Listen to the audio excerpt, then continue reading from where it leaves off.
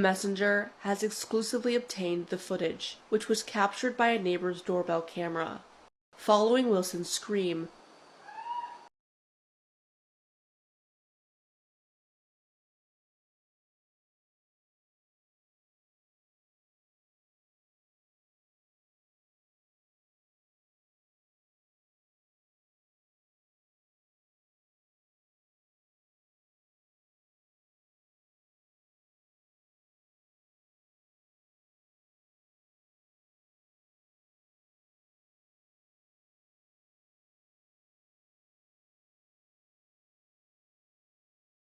Messenger has exclusively obtained the footage, which was captured by a neighbor's doorbell camera.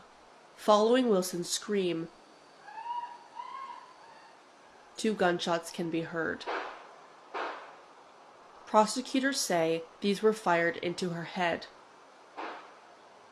A third, seconds later, was delivered to Wilson's chest. Armstrong, who has entered a plea of not guilty, maintains that she is caught up in a web of circumstances.